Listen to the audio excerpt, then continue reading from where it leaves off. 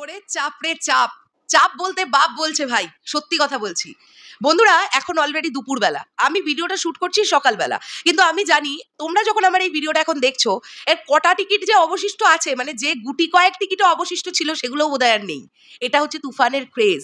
আমি তোমাদেরকে এখন দেখাবার চেষ্টা করব বন্ধুরা, আজকের অর্থাৎ রবিবার, এই শনিবার এবং আগামীকাল অর্থাৎ রবিবার অর্থাৎ 13ই জুলাই আর 14ই জুলাই এই দুটো দিনে স্টার সিনেপ্লেক্সের ঢাকার মানে বসুন্ধরা সিটি কোনো টিকিট ফাঁকা নেই। তোমরা এই সিনারিও দেখার জন্য রেডি তো? এবং বন্ধুরা কি লেভেলের মাল্টিপ্লেক্সের দর্শক এই ছবিটাকে টিল নাও দেখে যাচ্ছে। আজকে ছবিটার 27তম দিন, তোমরা ভাবতে পারছো গতকাল ছিল শুক্রবার, মানে কি লেভেলের হাউসফুল বোর্ড দেখেছে তার তো কোনো ইয়ত্তা নেই। আজকে শনিবার, কালকে রবিবার, এই দুটো দিনেও সমস্ত টিকিট সোল্ড আউট। আমি তোমাদেরকে স্ক্রিনশট দেখাবো যাতে তোমাদের বুঝতে কোনো অসুবিধা না হয়। দেখতে পাচ্ছ সব অ্যাশ কালার, দেখো জাস্ট কয়েকটা সবুজ সবুজ আছে, এটার তো কোনোটাই সবুজ নেই, সব অ্যাশ কালার। এটা তোমরা কিন্তু দেখতে পাচ্ছ 13 তারিখের আজকের অর্থাৎ আজকের শো দেখতে পাচ্ছ। আমি বলে দিই পোস্টায় কি লেখা। তুফানের স্টার সিনেপ্লেক্সের ঢাকার ভিতরের সকল শাখায় আজকের 13 তারিখের সব শো হাউসফুল। ভাবা যায় 27তম দিনে এসেও এই হাউসফুলটা দেখছে তুফান, মানে এটা তো চাক্ষুষ প্রমাণ সমস্ত টিকিট সোল্ড আউট। এইবারে যদি আমরা আসি আগামীকালের সিনারিও কি, দেখো এইটা হচ্ছে আগামীকালের সিনারিও। তুফানের রবিবার 14 তারিখ স্টার সিনেপ্লেক্সের ঢাকার ভিতরে সকল শাখায় অগ্রিম টিকিট শেষ, হাউসফুল। এই দেখো এখানে মনে হয় দেখতে পাবে তোমরা, দেখো 3টে বা 4টে টিকিট দেখতে পাওয়া যাচ্ছে সবুজ রঙের, দেখো বাকি সমস্তগুলো অ্যাশ কালার। তো তোমরা যখন আমার ভিডিওটা দেখছো এটা আমি শিওর যে ঢাকার ভিতরকার স্টার সিনেপ্লেক্সের যতগুলো ব্রাঞ্চ আছে এই 14 তারিখের অর্থাৎ আগামীকালেরও সব টিকিট সোল্ড আউট। মানে লোকজন তো ওয়েট করেই আমার মনে হয় বসে আছে যে ভাই দেখি কোথায় টিকিট অ্যাভেলেবেল আছে, চল অ্যাভেলেবেল আছে, টক টক কেটে নিলাম। মানে এইটা হচ্ছে এখন তুফানের সিনারিও। 1 মাস প্রায় বয়ে গেল সিনেমাটার, তো লোকজন দেখছে এই ছবিটাকে।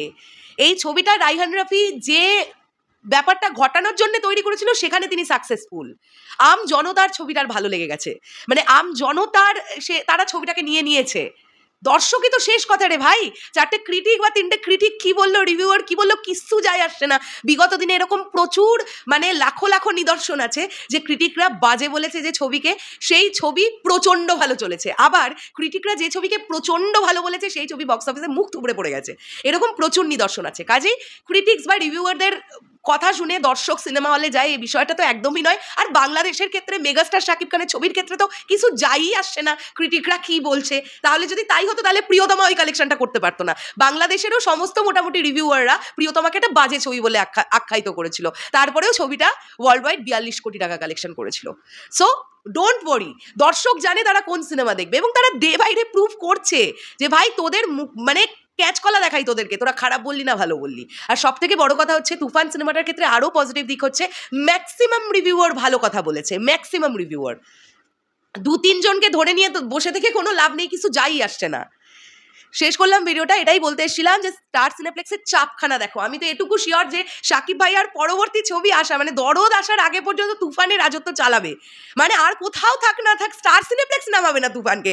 তারা যে পরিমাণ বিজনেস করছে তুফান দিয়ে, আনবিলিভেবল বিজনেস, সত্যি আনবিলিভেবল বিজনেস। শেষ করলাম ভিডিওটা, দেখা হচ্ছে আবার খুব শিগগিরই নতুন কোনো ভিডিও নিয়ে। তাহলে এখনের জন্য টাটা।